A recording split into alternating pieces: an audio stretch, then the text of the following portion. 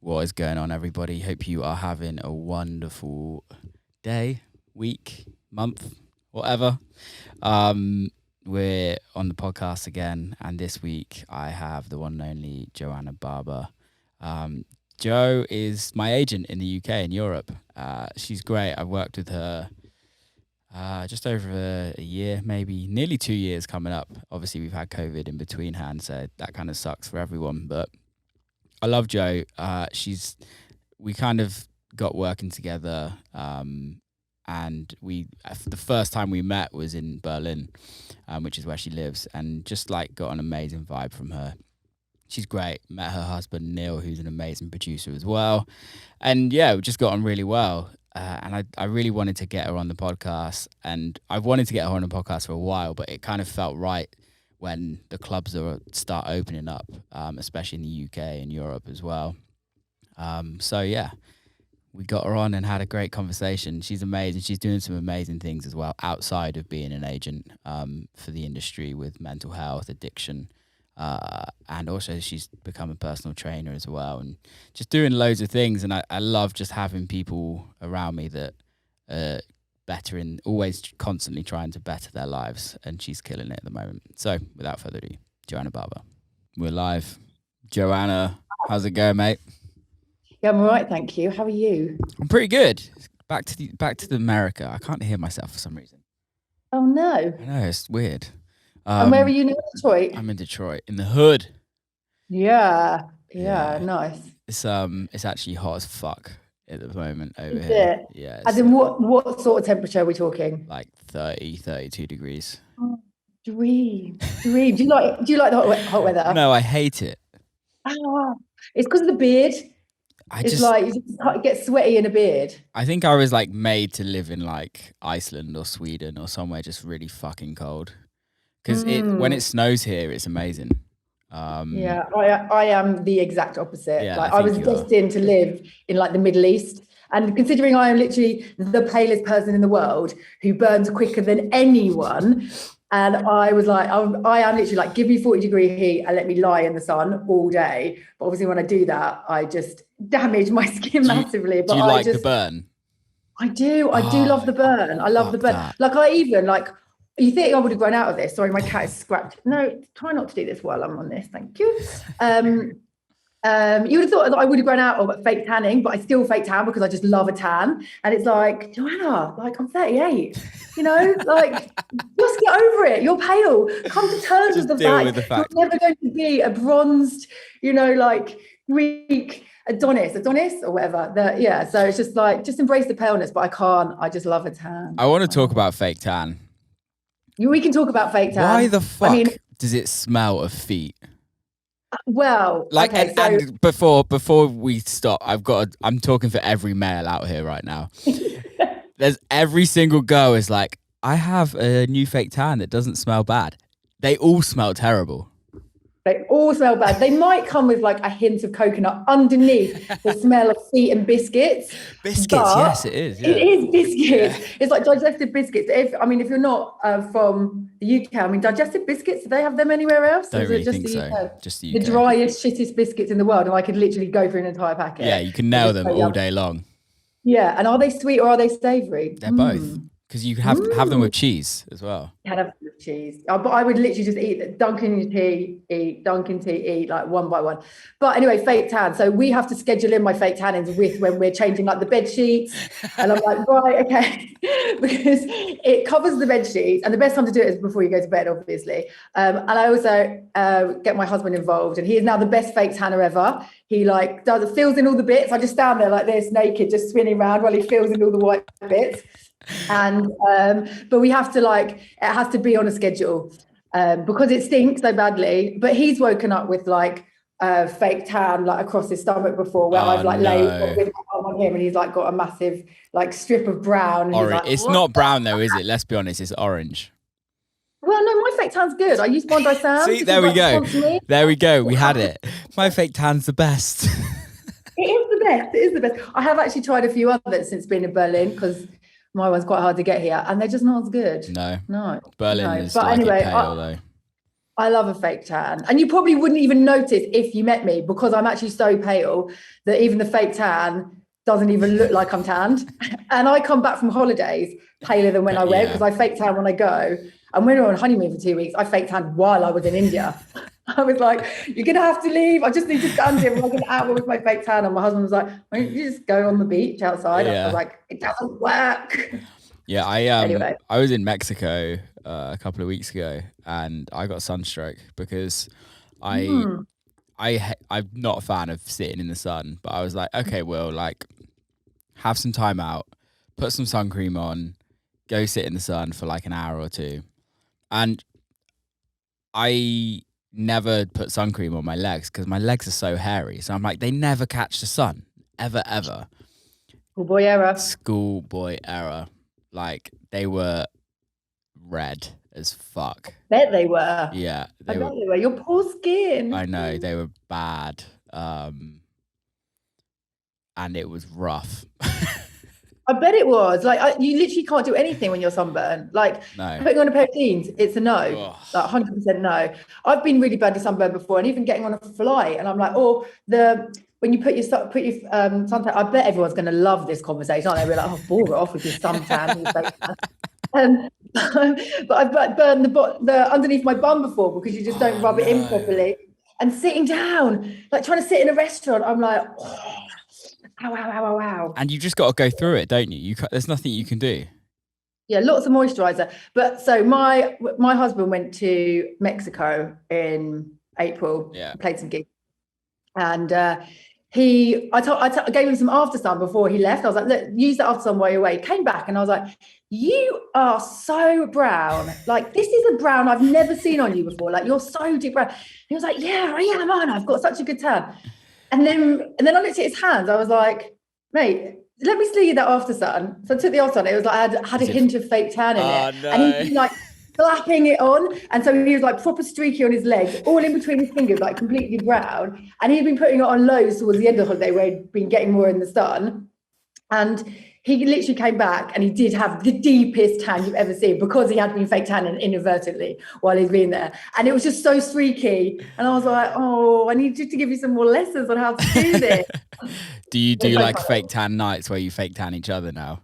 And you just he wouldn't let me fake tan it. And annoyingly, he goes really brown. Does he? He's got like a permatan. It's not fair. Yeah. Not fair. He claims he's got like some Spanish heritage, but I don't know if that's true. I mean, you've met him. He doesn't look that Spanish. He's a Scouser. He's a Scouse. There's not much Spanish in Scouse, let's be honest. No. How's life anyway? Good. Testing at times, Will, for sure. I know that, obviously, well, for people that don't know, I am your agent in Europe. And it's been a weird year, isn't it? For sure. Yeah. For sure. Yeah. And I was actually obviously thinking about this podcast before we recorded it, and like what I'd say, and like, has it been a bad year? No, for sure. It's not been a bad year. Has it been an unexpected year? Yes. Yeah. And has it just been a lot of like pivoting and a lot of like adapting and resilience and stuff? Yes. But right now, today, I'm very good. Obviously, pleased to be here. Honoured to be asked to do this. Thanks for coming on. Yeah. Good.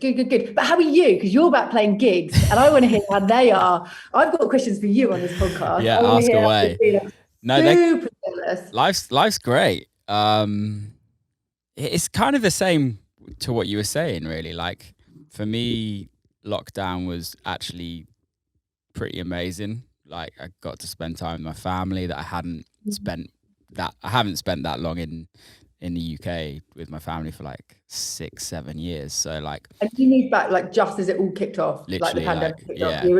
And was that because we were obviously planning like an EU tour anyway, so you were gonna come back for a bit, but was it always your plan just to like come back and just stay there for as long as you needed to lock down, just to be with your parents or your family? Yeah, literally. I was like a conscious decision to do that. Yeah, we had a show in Arizona, which was my last show of the tour, which was March the 14th. And then Ryan, as I was getting on the plane to go there, Ryan, my manager, for anyone that doesn't know, called and was like, mate, Trump's closing the borders on Monday, you best get a flight out on Sunday after your show and lock down there. So yeah, I didn't want to be locked down in America, really. But we didn't know. So I could have just flown back whenever. I just didn't know kind of how it would have panned out. But I was lucky.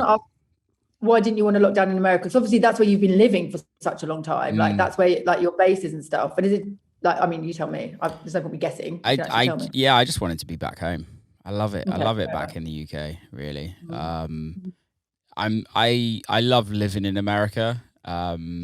Detroit is like, I have this like love-hate relationship with Detroit. Same as me for Berlin. Yeah, it's like, it's not as much as it is my home, it's not home. And it never will be. Nowhere ever will be, if that makes sense. Unless it was like New York, maybe, because I just love New York.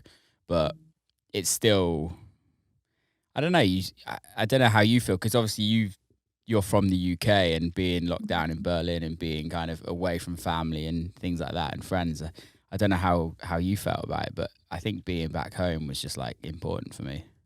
You know what? I think if I didn't have Neil, I probably would have been. But we're really tight, you know, like we're a very close couple. We're really good friends.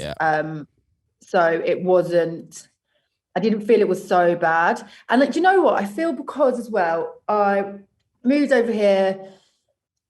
It's not as though I've been going to an office every day to work. Like I quite work on my own anyway, quite a lot work on my own anyway. Like I work from home or go to my co-working space. It wasn't like I was surrounded by a team every day. So in terms of like that, it didn't really change. And I'd gone, like when I moved to Berlin, like I'm not great at making friends at all. Neil's amazing at making friends. That surprises me. Oh no, I'm just very cautious, and I can get really shy, actually, really shy. And I've made some really shockingly bad friends in the past, which I've just been like, why have I been friends with you? You're rubbish. And lots of people think I'm really rude when they first meet me, because I just sort of like get really quiet, don't know what to say. And even my friends in Berlin, they've just been like, I didn't know what to make of you, because Neil's so outgoing and so lovely. And I'm just standing there like, like Marmy Smile was like, oh, don't trust you. Whereas Neil's like, I trust you, let's be friends immediately. So I'd kind of, like, we have friends over here, like we have some amazing friends, but it's not like I've got a massive friendship group. Like my big close friendship group is back in the UK. So I was already like in remote contact with them anyway, you know, so it didn't make any difference whether I was locked down here. And I wouldn't have gone back to the UK, because I just have, I don't know, I have Neil, I have my house here, this way I feel safe. We've also got 2 cats. I just kind of, it wasn't so bad. To be honest, like when lockdown first got announced, I was like, I get to have a break. I was like, because I just joined NGE, who have been amazing throughout this entire pandemic. And I knew that I had a year of absolute hard graft ahead of me, like proving myself. I had targets that I'd made for myself, targets for the company. I was like, this is how much money I want to earn this year. To make this much money for me, this means I have to make this much money for my artist. And I am going to go. And I was like, yes. And then when it was like, oh, we can't work, I was like, oh, what do you mean I get to have a lie-in every day? And was like, I get guilt-free days off, thinking it was only going to last like a month max. You know, we'll be back at work by May. If you told me then that it would be like almost 18 months later and we're still not back at full capacity, or in fact nowhere near it, I would have probably panicked. But at the time I was like, oh, I could take a couple of months off. Go on then, like that's okay. Like I'm all right financially, I can afford it, and I would love to do it. And I kept saying to myself, I'd like the world just to stop for a bit so I can like get organized and get my shit together, so then I can start at NGE. But so I've said it a lot during COVID and coming back from COVID. I think like for a lot of people, it was probably the best thing that happened to us. Obviously, like taking away all of the deaths and everything like that. But like, I think it's actually, if everyone's fit and healthy, I think it's probably the best thing that's happened for people, even if they've had struggles financially, mentally, and everything like that. I think it's a time where everyone just could reflect on life. I don't know if it helped you. For sure. I mean, you probably know what I've been up to over lockdown. I don't know. I've told you anyway, but I've done so much. Like, I feel like I've grown so much. I feel like I've learned so much, not just about myself, but about actual things as well. Like, I'm surrounded by books that I'm reading right now, and I'm just like so into learning. And there has been some real growth. And I do think there's been like struggles for sure. Like, don't get me wrong, I've sat on my bed and cried hard. And it's been like testing, as you know, Will, when you're working I've been working 8 years now, and you probably working way longer towards your career, and to one day just come to a halt, and you don't quite know what the future holds. Like, it is scary. But then you can either go one way and be like, this is fucking so scary and I don't know what to do, and just not get out of bed and not do anything. Or you can go the other way and say, yeah, this is scary, but it's also an opportunity, maybe to do the things that I've wanted to do. Like, Will, you, like, from what I see, what I know, in fact, with you and your gigs that you're playing and stuff, like the break has actually done you a world of good in terms of like your career, where you wanted to go with your music, and Massively. like, so, like, would I want to do 2020 again? Or I don't know, but would I want to take away what I've learned? Like, no. Yeah, like 100%. that's the thing, isn't it? It's like, it's that catch-22. I think it's so important. Breaks are so important, and I've never actually been a person to take breaks personally. No. Like, I'm not a holiday person. I'm not somebody that would, like, the last time I went on holiday for longer than 4 days was probably when I was 15 with my parents. Like, and that's so typical of a DJ. Like, they just, like I always say with my husband, like, I'm the other woman in the relationship. Like, his studio, his music, his everything comes first, and I'm just the affair that he has on the side. Like, it's his first love, and it's true. It is so true. How is that though? How is that? Sorry to butt in, but how is that being in a relationship with somebody that is like that? Because like I've always been that person. I've never been on the receiving side of it. I'm not going to lie, Will, at times it is really hard, and have fallen out hard. Like, I've now convinced him after 10 years that if he can come home 3 nights a week before 9 p.m, then I'm happy with it, And so, and when I was in London, it was like, he would come in like 11 p.m, midnight, and I was getting up at 7 a.m to go to work. So we were like ships in the night. And as we've got older, more and more boundaries have come up. Like, you have to make time for us. When I was younger, I was just like, oh, I just love you so much. Do whatever you want. And as I've got older, I'm like, no, fuck off. You will make time for your life.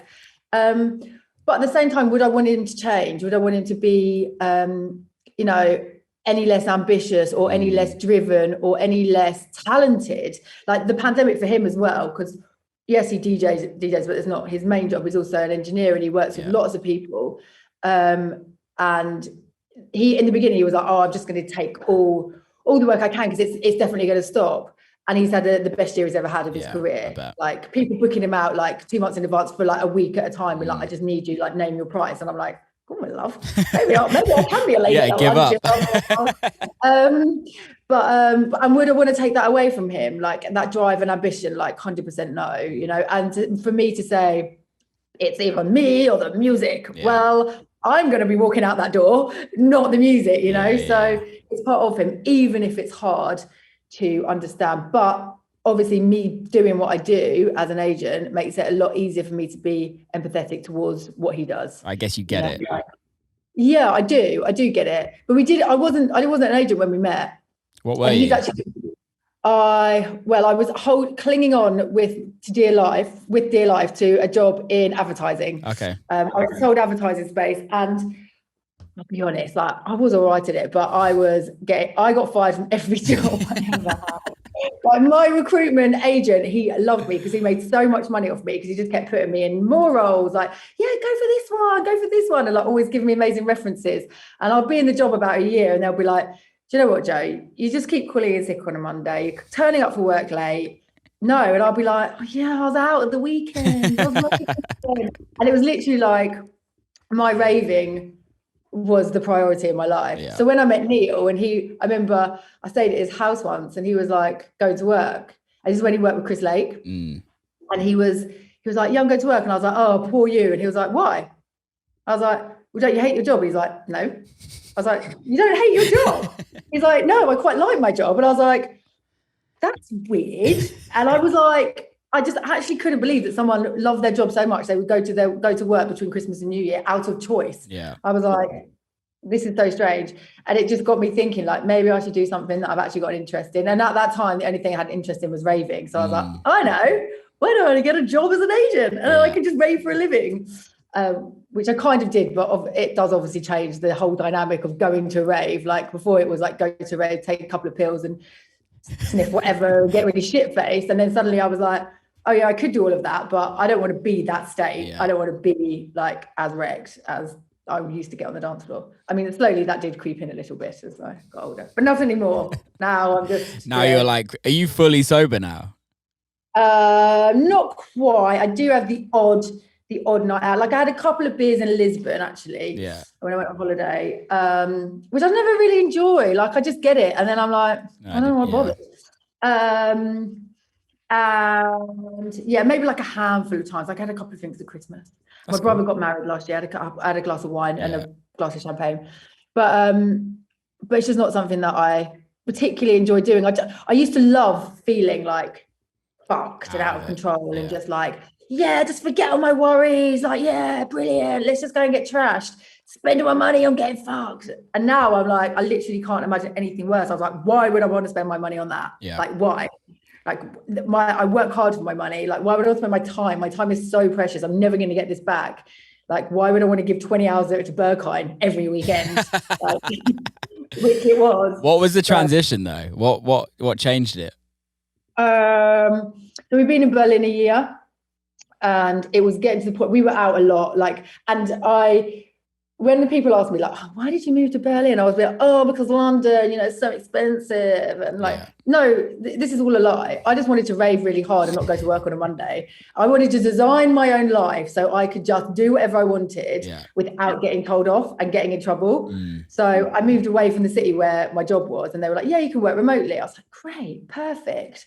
And I guess it kind of works, because I did get to design my own life. And I when I work really, really hard, but I just didn't want to work Mondays.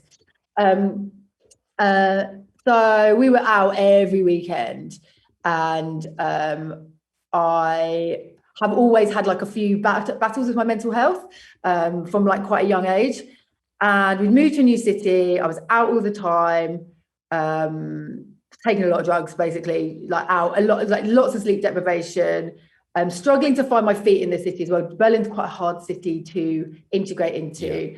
Germans, if anyone's watching, I love you, but I also hate you at the same time. Like, you're so hard to get along with. And definitely as a, I don't know, like just as a foreigner in the city, then they're not particularly welcoming, although I have some great German friends. But yeah, like people are just grumpy. It's a very harsh city, isn't it? It's a very harsh city. It's stuck in the 90s, and when you move from the convenience of London, where everything's so easy, and you come over here and like you can't even pay with your bank card, and you're like, oh yeah, we're going to take this type of bank card, or you have to get cash. And I'm like, oh, go to the cash point. Oh, it cost me £5 to get my €5 to get my €20 out. It's like, this is so frustrating. Like, why can't it just be easier? So anyway, we were raving every weekend, and it got to the point where I was getting home from nights out, and I was actually bursting into tears, and I couldn't really work out why. And I was like, this is really weird. And then I started getting really ill, like physically ill. I had various ailments, which I couldn't get rid of. And I was in Bergheim once, like in the corner of Panorama Bar, like crouched over, because I had such a bad stomach ache, just like, oh, it's fine. I'll just take some more ketamine. I'll be better in a bit. And like, always helps. I mean, it did the job. It did the job. It's definitely a pain reliever, but obviously it doesn't actually fix me. So, and it just got to the point I was just like, what am I doing? Like, what am I actually doing? Like, I'm consistently not showing up as my best self, like day to day, like almost every day. Like, I'm struggling in so many areas of my life. Like, the only thing that's not struggling is my social life. That was like amazing. And I just said to myself, like, enough is enough. Like, you've been battling with your mental health for years. And I'd never really acknowledged that it was the amount of drugs and alcohol that I'd been consuming, considering I've been doing it since I was 20. I'm now 38. But this was 4 years ago. So 14 years of a lot. Hitting it hard. Yeah. And like I can't speak for Neil. Like, I wouldn't want to say anything, put words in his mouth or put actions in his life or anything. But I partied really hard. Like, and I was definitely known as like a hard partier. And I just said, enough is enough. Why didn't you just take a break and see what happens? And so I did, and it literally changed my life. Yeah. And I was like, fuck. And then when I started drinking and taking drugs again, it was like, oh my God, how can I go back to that life? Like, I can't. Yeah. Like, now I've seen the magic of the other side, and now I've seen how wonderful my life can be and how easy my life can be. And I always used to wonder, I was like, how can people go on nice holidays? How can people buy houses? Like, how can people afford to get married? And then I worked out that I was probably spending €1,000 on getting fucked every weekend. Yeah. Every weekend? No, that's not that much. Every month. Every month, yeah. And I was like, wow. So yeah, this is how people will afford stuff. You know, I'm spending a lot of cash. And then when you sit down and you work out how much that is, like over 14 years, you're like, oh my God. It's a lot of money. Oh my God. That's a house. Yeah. And every holiday I was ever going to, I was like, just go to Ibiza, go to a festival. You know, there was never, like, the first holiday I took that was a relaxing holiday was my holiday to India with my husband. Yeah. Like, every other holiday I've ever taken is Ibiza and just getting wrecked and getting on it, which is just ridiculous. And that's like insanely expensive a lot on its own. Just go in there, yeah. Yeah. So once I'd realised that how wonderful life is sober, which sounds ridiculous because I was like, I just wanted to be the biggest rebel ever. Yeah. Like, part of the attraction of drugs and alcohol for me was that I was badass and that would piss off my parents. And I was like, yes. Even when I was 20, I was like, yeah, fuck you, mum and dad. Yeah. You don't know what I'm up to. I'm so cool. And being one of the cool kids, like, I just wanted to be cool. Yeah. And just hang out with all the cool kids and just do the rebellious things and stay up all night, do all the things you weren't allowed to do as a kid, like be really naughty and stay up. And were your parents strict? Yeah, they were quite strict, actually. Like, I remember when I was like 15 and I said to my mum and dad, can I shave my legs? And they were like, no, you absolutely cannot, which I actually ended up doing anyway. But already at 15, you know, like, I wasn't shaving my legs. Like, I was quite sheltered. Like, I went to primary school with just 30 people in a little village, like in Hertfordshire. Like, I was very sheltered. Like, and then I went to the same school that my grandfather went to, like secondary school, where we kilts and blazers and shirts and ties. And I was only the second year of girls, and it was very strict, no makeup, no earrings. Quite strict upbringing. And I mean, in terms of what I could have done, I was probably a very tame teenager. I'm always like, I was wild. I really wasn't. I was a bit of a loser, to be honest. Yeah. But when I discovered drugs and alcohol, I was like, yeah, I'm fucking badass, mate. Rave on. Yeah. So why did you choose to be? Was the agent thing just to be part of the industry? Because, like, as you know, and I know, like, being an agent is fucking stressful. Like, personally, like, I was talking to Ryan about this because obviously he used to be an agent. I was like, dude, I think American agenting is a bit different to UK and Europe, maybe, just because it's more corporate in America and it's more like, you have to do this, blah, blah, blah. But it's just, I can imagine it's probably the same in UK and Europe, but it's fucking stressful. Yeah, do you know what? I didn't actually go into the agent world with any knowledge of what it was like at all in any way. I actually just I was working at Spotify in the customer service. I thought that was my in to the music industry, working in customer service at Spotify. No, the only thing that was in was a boring job that I had to deal with people's like tech issues. Like, have you tried uninstalling the app and reinstalling it? That was basically like, so I just applied for loads of intern places while I was working at Spotify. And then this guy messaged me back called Danny, and he did all the Mix Mag parties, and he did like the, what did he do? Steve Bugg's night, I can't remember what that was called, Poker Flat parties, various other, he's a promoter. I don't even really know what a promoter was, to be honest with you, Will. And then, so I just said, yeah, I'll come and help you. Like, I'm just keen to be part of the industry. And like, my first job was picking up Richie Horton from the airport. I was like, are you fucking kidding me? I was like, I had to take Neil with me because I was like, what do I do when I get there? And he's like, well, you go up to him and say, hi Richie, I'm here to pick you up. I was like, well, I can't do that. Oh God. I was so scared, like so scared. And I still didn't talk to him. I still made Neil go and talk to him. I was like, oh no. But we did like some amazing parties. And then he said to me, I'm going to start an agency. Like, would you like to be part of it? And I was like, yes, please. But I actually had no idea what I was doing, like no idea whatsoever. The first tour I did was for Climbers. I don't know if you know them, the Mexican. So, yeah, I mean, fortunately Kiko's not with us anymore, but Jay is, but they were my first tour, and talk about like going in the deep end. Like these two guys had never even left Mexico, where they lived. They'd only just got passports to come on this trip. They literally had no idea what they were doing. Like, I didn't know how to get them visas. I didn't know where they were going to stay. Like, I picked them up from the airport. They ended up staying at my house for a while. Amazing. I literally, they were like ringing me in the middle of the night, being like, "Oh, hi, we can't get into our hotel." I'll be like, "It's fine. I'll just get out of bed and come and collect you." And then I'll go stay at my mate's house while you stay in my bed in the flat that I share with my friend. Like, I had literally no idea. Like, booking them shows for like £400 when these two guys coming from Mexico. It's like, I don't think it's going to be profitable, this tour. Like, yeah. That's so good. Yeah, but really good way of like learning like what not to do, basically. Yeah. And then I went to, after a while, another agency approached me and said, "Do you want to come work for us?" And it was not me running the entire thing. And I was like, "Yes, please." Because I don't know what I'm doing on my own. Like, I didn't know how to chase money. Honestly, I had no idea. But a good way to learn is to just like throw yourself in and hope for the best, sink or swim. And I think I remained afloat, but I don't think I swam, but remained afloat. Well, you're doing all right now, let's be honest.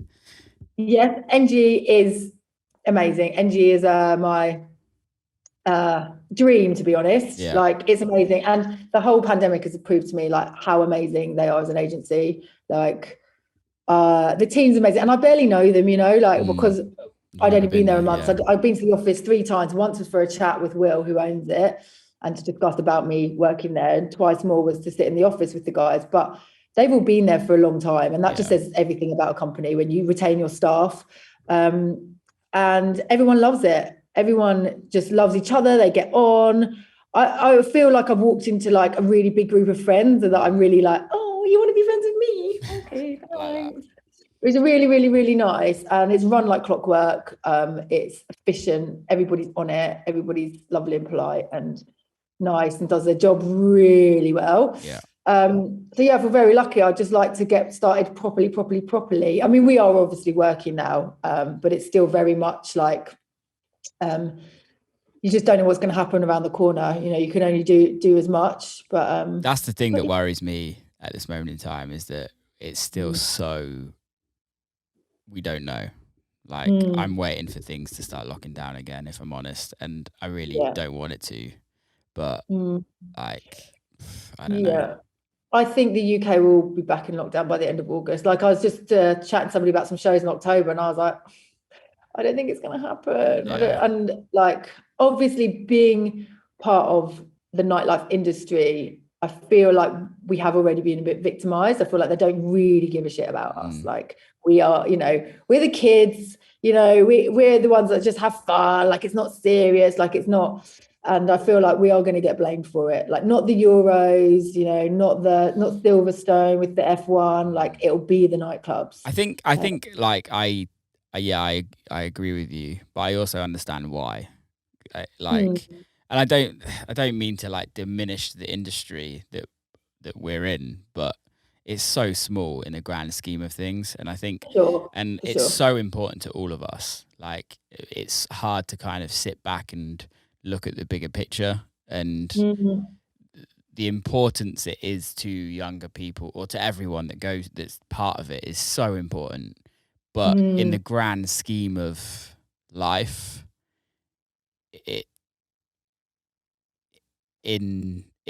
as a financial income for the country, the world, is fucking tiny. So it's like the easiest thing to get rid of. And I know people are going to hate me for saying this, but it's just true. It's like, I do know what you mean. It's small, and it's entertainment. Exactly. It's not a necessity. It's not an essential part of life, even though we can all say it is. But I think when you're in it as well, because we just live and breathe it, because it's an all consuming way of living. Like, we don't do what we do 9 to 5. Like, we do 24/7, and it doesn't let up. And we work all week, and whether it's making music or getting people gigs, and then we go and we work at the weekend. And because it's all consuming for us, like we don't get for other people, that it doesn't even register on their in their life, you know. So, and I think there's no other way to be in this industry or in any industry that's creative. Is you either jump in feet first and you just go for it, or you don't. Like there's no like, I just work 9 to 5. You know, it just doesn't happen like this, and it can't. No, you can't. You can't. Yeah, but we do. But I think the reason why we can't is because we love it, right? And yeah, exactly. The thing. It's part of us, for sure. And I think 90% of the population actually fucking hate their job. And I think so as well. Yeah. I mean, so many of my friends, how the pandemic has shown them actually what their job is, because once they're out of the work environment, as an office environment with their office mates, going out for nice lunches, they suddenly realise that their job is just this. Yeah. You know, like whatever it is, whether it's like, I don't know, whatever they do, and they're like, oh, actually, I don't actually really like my job. Like I was just sort of doing it. Whereas I think all of us, unless we loved it, unless it lit something up inside of us, we wouldn't do what we do, because it can be stressful, and it can be, you know, whether for me being stressful, like dealing with promoters and issues, and there's like trying to get things confirmed, things change. Yeah, well, I'm not going to say it. But you have to say it. Come on, we're fucking divas. But then for you know, like the traveling, the stress on your body, like the lack of being able to like hang out with your mates, you know, there's literally switching around of your life to make it work with what you do. You can't not love it, because you have to miss out on pretty much every birthday celebration that goes on throughout the year. Yeah. Like your mum says, oh, I think I'm going to have a nice Sunday lunch dinner on this day, and you're like, yeah, cool. And then the gig comes in, you're like, sorry, mum, I'm not going to be around. It's funny. It's funny you said that, because leaving the UK, and I landed back in the States the day before my dad's birthday, and then it's my sister's birthday, like 4 days after my dad's, and I FaceTime my dad on his birthday, and like the whole family was sat at dinner, like, and you're like, fuck. And then I called my sister on her birthday, and she was like, I'm just about to eat dinner with mum and dad, I'll hit you up later. I'm like, fuck. And it's just like that, it gets you. It's like, damn, but it's just life. You just got to roll with it. Yeah. And what's the other option? To go and work in for some other industry, 9 to 5, so you can be there for the dinners. Like fuck that. Do you know what I mean? That's a miserable will. No one wants a miserable will at the dinner table. No. So tell me, how were your first gigs? What, like describe in every minute detail how amazing they were, because I want to live my life through you. So I've been back 2 weekends, and I was supposed to have 3 shows, and one of them got cancelled because of a fucking storm. Like fucking storm. But the first show back was unreal. It was a Nicole Muda bar in the Mood Party in LA. So it was Nicole, Victor Calderone, Leighton Giordani, A Vision, and myself. And we were told it was like 3,500 cap. So I was going in shit in my pants, because I'm like, also I stupidly changed my rider. So to all the new equipment, and I'd not actually, they like Pioneer had sent me the equipment, but they sent it to my Detroit address, so I hadn't actually been on the new equipment at all. So I was like, shit, I don't know what I'm gonna fucking do. I don't know what I'm playing. But 30 minutes into the set, I was like, okay, I'm back. It's like riding a bike again. But it was it was about 5,000 people there, and it was fucking mental. I bet. But do you get like goosebumps and tingles and just like, oh my god? Yeah, for me it was just like, it's weird, because I'm always happy when I'm playing. Well, not always happy, but 90% of the time I'm always really happy, and like I like to look out to the crowd and just kind of watch people. And that, during that set, I did it a lot. After the first 30 minutes, it was just like, it made me so happy being able to look at everyone be happy and just like have that. Yeah, it was just that, how like you can play a record and you don't know what everyone's feeling, but their facial expressions, their like conversations with their friends, it's just so nice to be able to be part of that again. Yeah. That And it was amazing. is this the set that went up on SoundCloud? Yeah, because you see the comments and people be like, "Oh man, to be there was amazing." I had a quick look through them and I was like, "Oh wow, these are like really, really good comments from people who were actually there and were just like saying how amazing it was." So and Factory 93, like Carlos that puts on those parties, he's obviously like old school promoter from LA. Well, I don't think he's from LA. He's from Montreal. But has been in the game for years and curates amazing parties and kind of makes these amazing spaces. It was in like a huge parking lot downtown. Sound system was amazing. It was just like a very well done show, and it was just special. It was like we had lots of offers to do lots of shows. To like is like our first show, and we just felt like this one was kind of the most perfect one to go back to and kind of be like, we're back, people. Like, let's fucking do this. But this weekend, I'm playing New York, which actually, by the time this comes out, it'll be last weekend. But I'm so excited for that. It's gonna be amazing. It's at Brooklyn Mirage, which Chris has just done as well. It's going to be loads of fun. Yeah. And so I actually had a question for you. I was thinking about this earlier when I was in the shower. If you had to play a 10,000 person capacity gig, or a 300 like tiny gig where it was like everyone, like sweaty basement, but like everyone was there just to see you. And so they loved you. Whereas 10,000, it's like, you know, they might be there to see Nicole, they could be there to see whoever.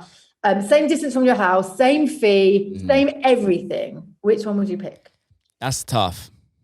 It's tough because I like... You got to pick. It's life or death. There's two answers to it. So the 10,000 one is like, well, I can win some people over. Like my view every time I go to a show is that like 20% of these people may know who I am. The rest don't have a fucking clue who I am. And I have to make sure that every single person leaving that club knows who I am. So like 10,000 people is a lot of people to win over and could be potentially good in the future. And it's like more of an effort. It's like that's work, if you know what I mean. I have to make sure that I'm on point. And long game plan. I like this. Oh, sorry. It's all right. And then the 300 is like, it's the fucking best. It's homies, like, but I'm probably gonna say the 10,000 because we can play a party for 300 people whenever we want. Everyone comes out for me whenever I want. It's not that sounded wanky as fuck, didn't it? I think, do you know what? I mean, no one's going to be booking me for a 10,000 capacity venue anytime soon. But if it was me, I'd definitely go for that one. I would be standing on top of the deck, be like, fucking fun. Like, would you be like an EDM DJ? Oh, totally. Like 100%. I'll just be all over it. I'll be like playing banger after banger, like killer, thriller. No filler. Like every single track, I'll just be like, yes, go for it. Everyone would be exhausted by the time I'd finish. Just, but 300 people, I'd be like, oh, whatever. Yeah. I'd want the fame and the glory of the 10,000. We love the sweaty basements. The thing with like certain festivals though, when it's that big, people are just there. Then a lot of them are just there because like, one of their mates wants to go and they're all like, yeah, this is a fucking great idea, and not necessarily into it, which is why I'm like, let's fucking make them into it. Which I kind of struggle sometimes when DJs don't actually DJ. They just play boring sets in like festivals. I'm like, guys, come on. Like, you're actually being paid to entertain. Like, showcase your shit. Don't just like rest on your laurels. Like, bring it. Especially when you've got that many people to entertain. You might be able to get away with it when it's smaller, like a 300 sweaty basement. You might be able to keep people in there because they're there just for that. You've got a captive audience. Whereas you've got 10,000 people at a festival, they can leave anytime they want and go see someone else. Exactly. You know, you've got stiff competition like on your doorstep. Yeah, the minute somebody else comes on another stage and they see the timetable, they're heading out of there. So and it's definitely an ego thing for me. It's like, I want to make sure that everyone is saying that Will Clarke played the best set of the night. Like, Yeah. that's all I give a fuck about. I don't probably care what do. anyone says. It's just, that's what I want to do. So yeah, it's interesting. Who are you looking after now? Oh, it all went a bit weird then. Do you know what? I knew you were gonna ask me this. I was actually like, oh no, it's my connection. Fucking internet in Berlin. Hello. I can hear you now. You're back. Okay. Who am I looking after now? Amine Edge DANCE. You can't forget anyone, so the pressure is on. No, I'm gonna have to get out my signature because I'm actually gonna forget.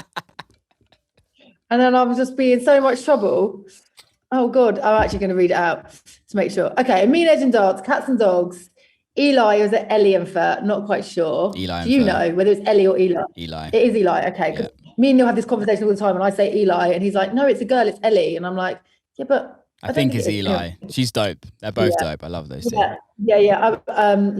I've worked with them now since I joined NGE. It's going really well. Good. So GW Harrison, who's like UK superstar right now, James Organ, Jonas Rathman, Juliet Fox, Kevin Knapp, Pillow Talk, Proc and Fitch, Sawley, and you. How long you been looking after Juliet for?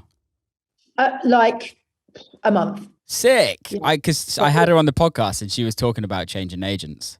So I'm happy. It's me. So I've known Juliet a while actually, and because she lives in Berlin as well. And I don't know, you know, she's going out with Seb, who used to be at John Code. Yeah.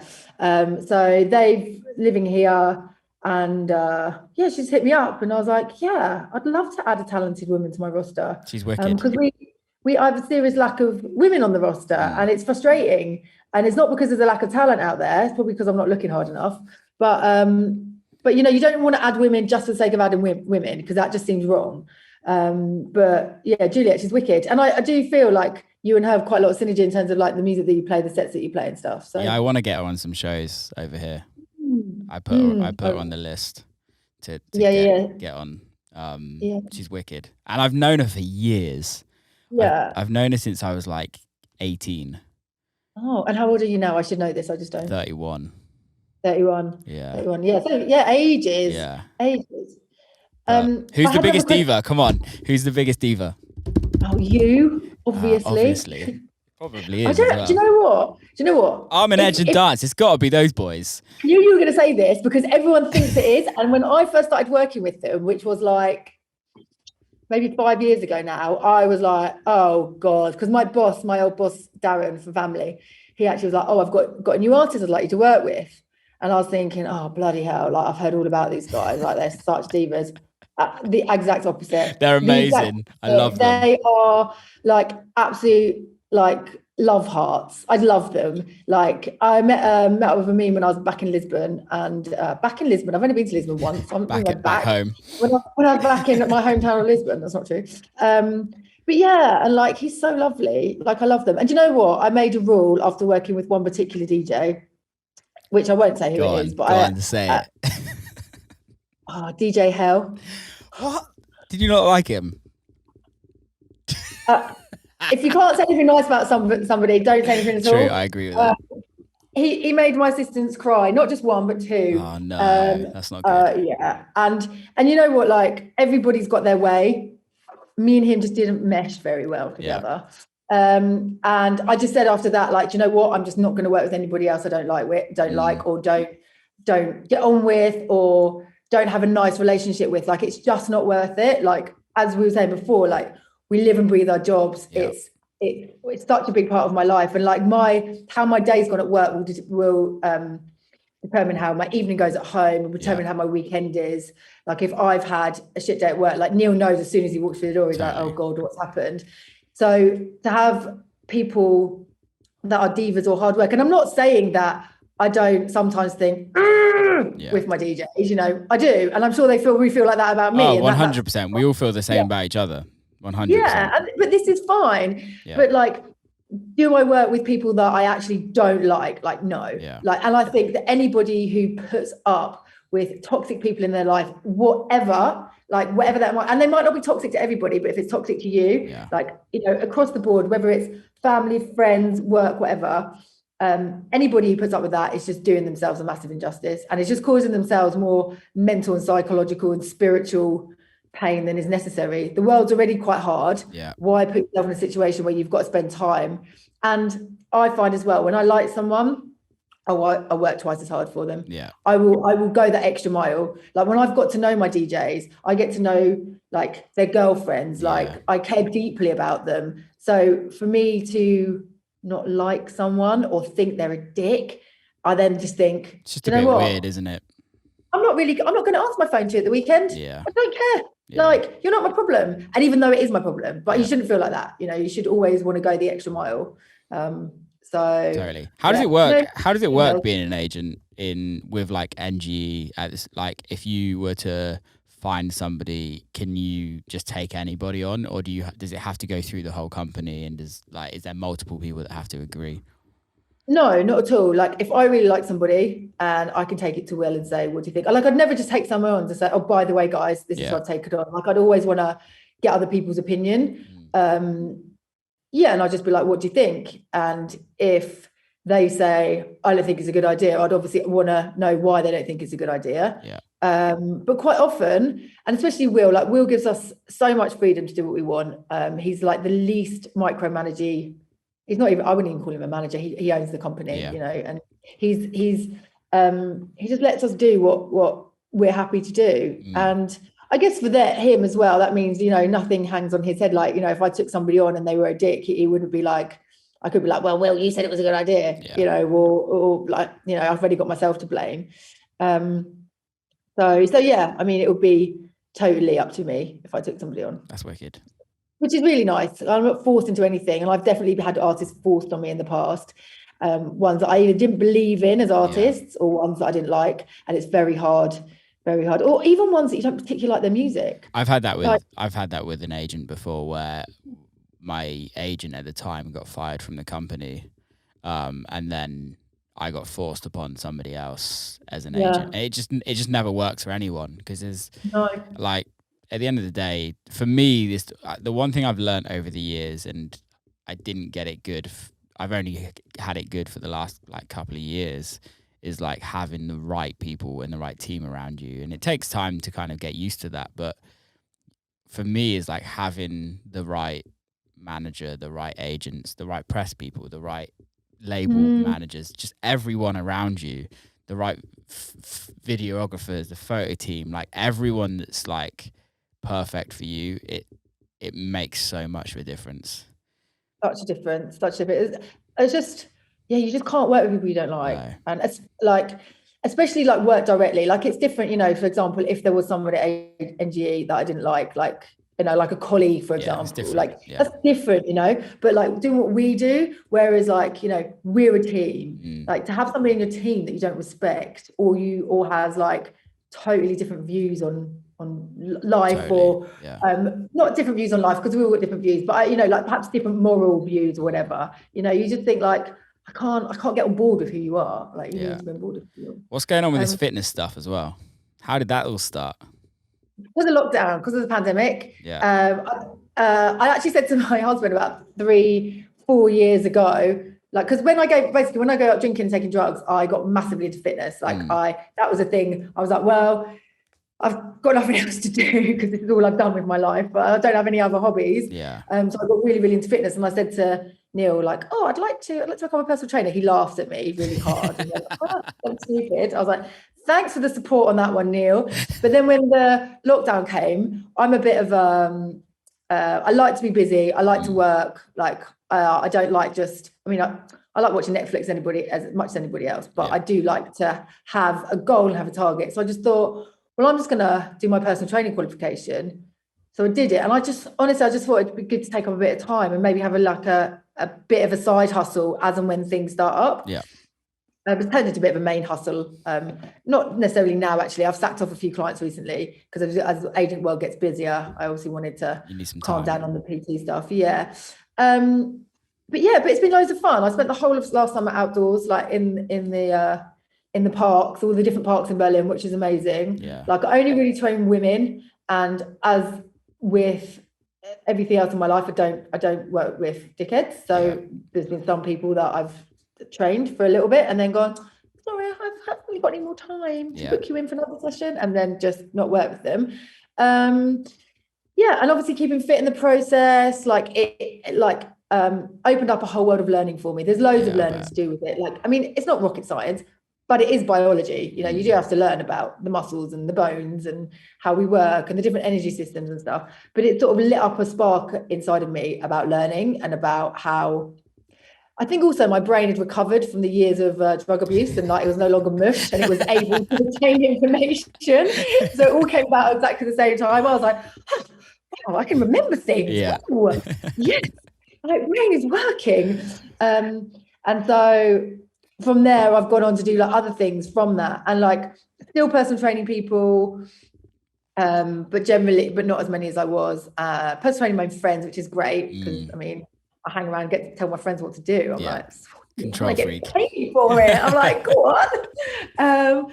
But yeah, it's been good. It's been good. It's definitely not something I'm going to do forever. You know, like I do go into each personal training session the same way I go into the gym, a bit like, fuck's sake, and then I do it and I'm happy that I've done it. And I do still go it. Yeah, I do. Like when I'm like, oh, it's proper work, you know, it's really hard graft. I was so used to just sitting at my desk, like tapping away at my laptop, like even if it was a 12-hour day, I wasn't really moving. And like, obviously that's not great for us, but it wasn't, I never felt like agent work was like exhausting, even though it is in so many ways. Whereas personal training, like I get home after like hefting around like 10 kilos on my back all day, doing 20,000 steps, working out with people, giving motivation, and I am fucking exhausted.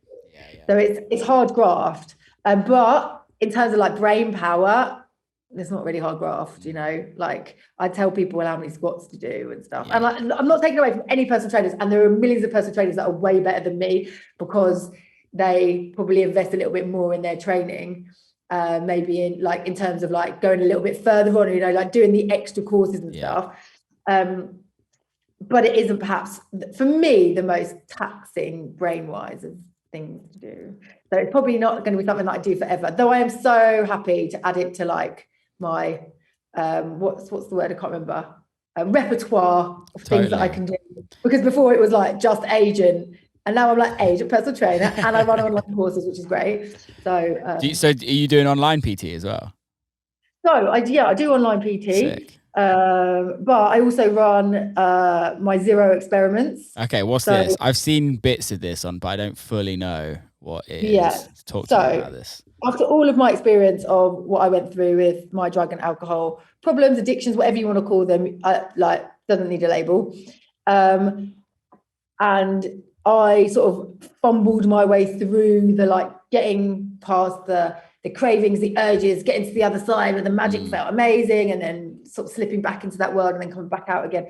And I just learned so many tips and tricks and ways of finding that better balance that I decided last December that I would see if anybody else had those issues and was finding that their drug and alcohol consumption was perhaps tipping in the wrong balance. And obviously you don't have this issue, Will, because you've been sober forever, haven't you? Because I was going to ask you to come on the course, but then I just thought, you know what? I just don't think you're going to resonate with the people that are on the course, because the people that are on the course are like, yes, they're ravers, yes, they're music industry people, but the people who have got problems with drugs and alcohol, whereas that's never been you. So even though you've got perspective on it, it's never been an issue. But I guess like growing up with my parents having rehabs and like always being, I didn't know this. So my parents own drug and alcohol rehabs. I mean, this is amazing. How did I not know? What? That's so I like ever since some of my youngest memories were like going to mum's work at one of the rehabs, or mum used to run like the mental health in Somerset. So like I think like, do you think that put you off? I don't think it put me off, but I think subconsciously it was like I'm kind of like a bit of a strange where if I do something I make sure I fucking do it. Right, okay. Which be dangerous when it comes to drugs and alcohol. Yeah. Yeah. But yeah, I think because my mum's been sober for nearly 36 years. Wow, well done. My dad drinks, my brother and sister drink. It's like not, and I used to drink, but I just don't like it. And I was just like, fucking gay, I'm just going to stop. To be honest, it doesn't taste nice. No, exactly. But I mean, I do like the odd non-alcoholic beer but it's more like the ritual of having it than the taste. Because when you actually think about it, I'm like, it doesn't taste good. And I've never liked cocktails, like, because they're just so sugary and just and they're the only way that you can make alcohol taste actually nice. You know, it's for a cocktail, and I'm like, well, I don't like paying €13 for a cocktail either. I'm like, sorry, no. But sorry, I butted in talking about your zero. No, all good. I do have some questions to actually ask you about sobriety and stuff, but we can get around to those. So the zero experiments, we started with the 6-0 in January for dry Jan, obviously. There was 45 of us, all from within the industry, whether that meant that they were working in the industry or raving in the industry. Like it was two sides. We had so over 60 days. And I guess the aim of it is to not drink and take drugs for 60 days. Though it's not like the whole thing about the course. If you were actually didn't stop doing it, but did all the other work that was part of the course, which probably wouldn't happen, because I think what we learn about in the course is like the science behind drugs and alcohol, like what they actually do to your body and your brain. We had like addiction specialists come in and chat to us. We did workouts led by me, yoga, meditation. We did like there's worksheets every week that we look into, like a personal development. We had interviews with DJs that were either sober or sober curious, or they've done like some sober stints in the past. And it was amazing. It was so good. And then we did another one in May, and that was a smaller group, a small amount of time as well. And then we've got another, I can't say we, as if I've got this like big corporate company. It's just me on my own. So then I've got another one that starts in October for Sober October. But this one, I'm gonna not just focusing on drugs and alcohol, focusing on like bad habits. So things that we do impulsively, such as picking up our phone for social media, biting your nails, shopping, gambling, falling in love with the wrong person over and over again, overeating, undereating, food restrictions, like over-exercising, anything really that's an impulsive habit that you do that negatively impacts your life. Like, it doesn't have to be addiction, you know. And like, I always was like, am I a drug addict? Am I an alcoholic? And it's a question that I've pondered so much, because when you look at the actual definition of it, you would say yes. Because do you do something regularly that negatively impacts your life and you still continue doing it all the time? Like, yes, okay, I got fired from every single job I had when I was in advertising because of what I did at the weekend. So by that definition, yes.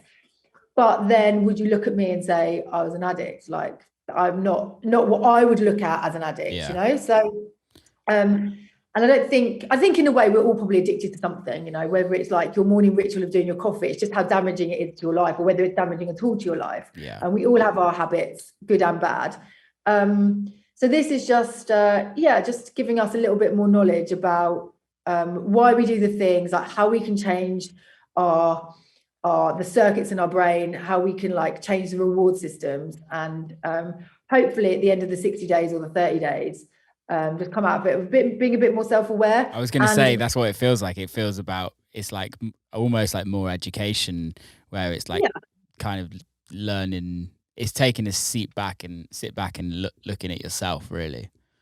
It's totally, and that's how to change your habits, is totally 100%. Observing. And it's like, was it non-judgmental, compassionate curiosity? And it's literally just being like, I'm not going to blame myself for this anymore. I'm not going to be like, you know, if you had a drink and you're trying not to, rather than be like, why the fuck have I done this? Be like, why have I done this? Like, what made me go out to do this? No, rather than be angry with myself, be like, what is it in my life that is making me do something that I know is so unaligned with what I actually want to do with my life, you know?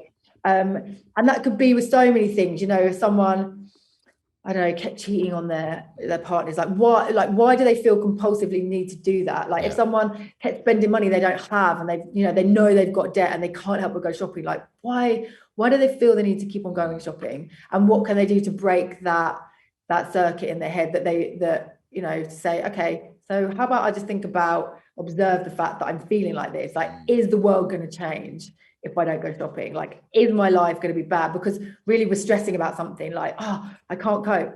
But of course you can. Yeah. Like, you can cope. You just have to be uncomfortable. You have to sit with it. And I guess my biggest addiction has been smoking. Yeah. And there's times when I am literally like, well, not anymore, but like, oh my God, just need a cigarette. I'm like, it's okay. It's gonna go. Like, everything passes, like everything. And I always just say to myself, all right, if you still want a cigarette in 10 minutes, go and have a cigarette. How many times did you want a cigarette in 10 minutes? Never. I'd forgotten that I ever wanted one, because I got distracted with something else. And so that's a zero experiment. That's amazing. I didn't know it was all about that. Like, I saw things online because I saw Sam doing it. Is what Sam Divine? Sam Divine, yeah, she was appeared on it. Like, we had Chris Lake, Kate, like, we interviewed him for the last one. Jess Bays, Andy Rayside, he's the agent that defected. Fat Tony, who's obviously I don't know if you know Fat Tony, but he's he had definite addiction problems. Like, he pulled his own teeth out when he was on. He had this thing I think he's done loads of ketamine, and he this thing called meth mouth, where you feel like, he said he thought he had woodland creatures growing in his mouth. So he got a stick and a pair of pliers, pulled his own teeth out. Like, that's wow. But then you look at where he is now, and he's only where he is now because he gave up all the drugs. He's fucking hilarious on Instagram.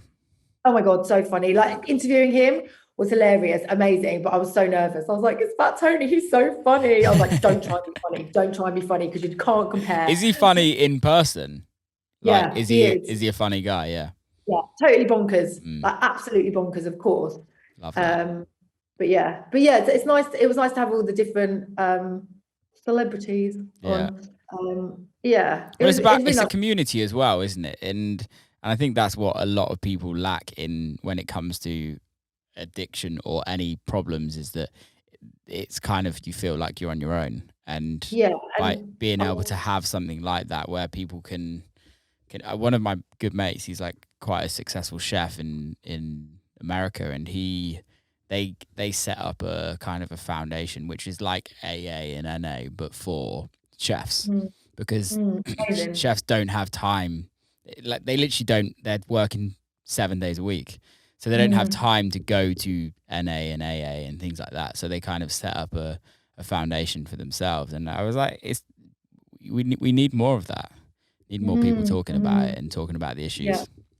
Yeah. The best thing about the zero experiments is we have like a Slack channel. Everyone joins Slack.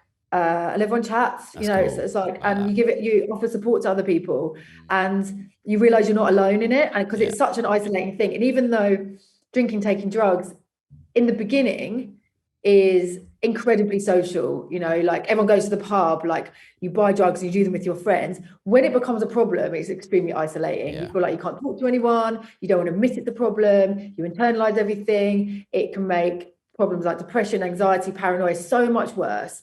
So then when it comes to like asking for help, you're scared, and it just thinking about it and admitting you've got a problem can be anxiety inducing. So when it comes to like having a group of people that get it, and especially because everyone was kind of from the same, like, we were talking about what we're doing, green rooms and like going to Ibiza, like things that everyone understood. And then we'd talk like how to go to a rave sober, whereas when I started getting sober, all the groups that I was joining, they were full of 50-year-old housewives who were stashing wine bottles under the sink. And that is problematic, of course. I didn't resonate with them at all. And as soon as I would mention that, and it's drugs, judgments, because, alcohol's fine. That's not a problem because it's legal. Drugs, on the other hand, so weird. So weird. And then when I'd go to like, I'll go to an NA meeting or an AA meeting, and I'd sit there and think, I'm a fucking fraud. Like, Yeah. these people's lives have been turned upside down by this, you know? No, I get These that, people yeah. have hit rock bottom, like rock bottom. And I'm like, I didn't get to rock bottom. Like, I caught myself before I got there. Which is fucking and that, good. yeah. And you know what? And that is what the course is about. Yeah. It's about catching people before they get that low, before like they lose their jobs and, you know, their marriage falls apart, whatever. So yeah. Yeah, that's amazing. So is it anyone can kind of get involved with that? How does it work? Yeah, anyone can get involved. The best way to get involved is go to my Instagram, I am Joanna Barber, and sign up to my newsletter. And I will send you more info as and when it's launched. It's going to launch at the beginning of September. We start on the 29th of September. I'm also going to do a free workshop before then. I don't know why I keep signing myself up for all this work, Will, honestly. Yeah, you got to fucking get me gigs. Stop doing all of this shit. I will. Do you know what, actually? Like, I went on holiday to Lisbon thinking that was gonna, like, that was gonna be the best break. And I got back and I had so much work. And I was like, I have to take another week off work now because I'm actually burnt out. Yeah. Because I've just taken on so much. But this one, all the other courses that I've done, I've like the one in January, I like launched on like the 20th of December and it went live on the 4th of Jan. And luckily I couldn't go on holiday because I didn't get my COVID test back in time. So I actually had 6 days on my own at home over Christmas. So I wrote the entire course then. The last one was a bit of a rush as well. This time I've given myself a lot of time. So it's already like half written. That's awesome. It's like, yes, it's going to be fine this time, rather than me being like, oh, up till late at night and then waking up early. It's been really interesting during COVID as well to see people in the industry do different things. Yeah. And like actually like put their work and effort into other things rather than like still music focus and still like kind of relating to the industry. But I think you wouldn't have ever have had the time to be able to do any of that. Never in a million years. Oh, look, my little. Yeah, I just saw him. Him. Yeah, and do you know what? Like, if I hadn't done these, I wouldn't be able to be an agent. Like, I was really scared about telling any of my artists that I trained to be a personal trainer. Because I thought they were going to say to me, "Oh, well, I don't want to work with you because you've got other priorities." But if I didn't do this, I would have had to go and got another job at somewhere. You know, I'd have had to look for another job where, maybe within the music industry still, but I would have had to stop being an agent. Yeah. Because there's no way you can just sit around for 16 months without anything coming in for your sanity, not just financially, regardless of how much money you've got in the bank. You can't just sit and wait.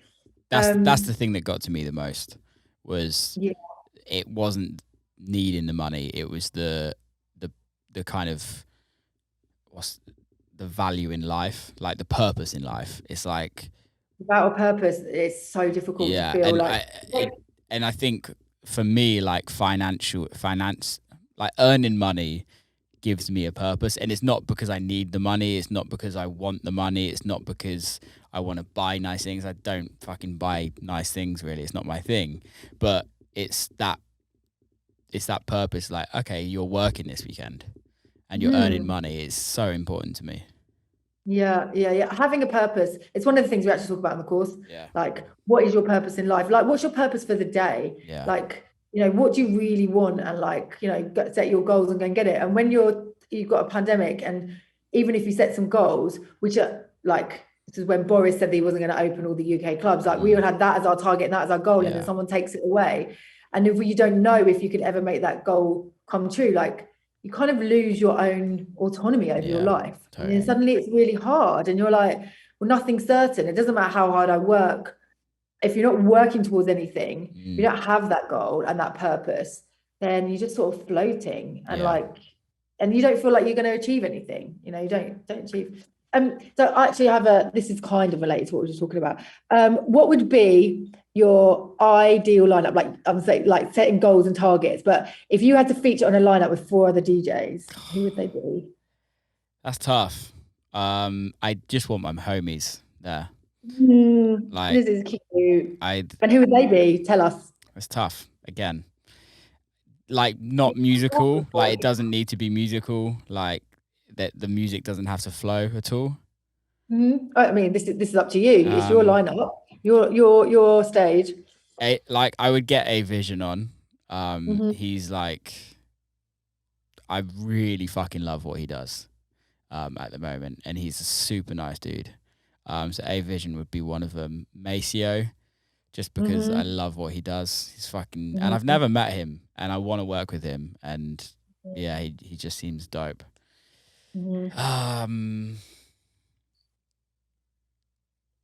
I'd bring one of my mates on called Born Dirty. He's doing like a side project that nobody knows about, and I'd get his side project on because he's like one of my best mates, and it's fucking amazing music. I'd get Made in Paris, who's a friend from Australia. She's great, and I love what she's doing. Oh, there's so many that people. Is 4. Yeah, I mean, you can create the whole festival if you want. I'd love to have like Faithless together as with Maxi Jazz. Yeah. Like, because obviously he's left, but they would be on there. I think that would sell quite a few tickets as well, so it's probably quite a good tactical one as well. Yeah, Chemical Brothers, they're just the ones. They would 100%. Both of those I've seen, Faithless and Chemical Brothers, at V Festival in Chelmsford. I think of all festivals, it's like the first festival I ever went to. But yeah, V Festival. It was very heavy. I'd love London Grammar on there. They're my favourite band ever. I hope we're taking notes, because when we do put on the Will Clarke Festival, I know I've got the lineup for the festival in my head. Don't worry, we got this. Can I DJ in the backstage bit? Your main stage, your EDM. You're going to be an EDM DJ by then.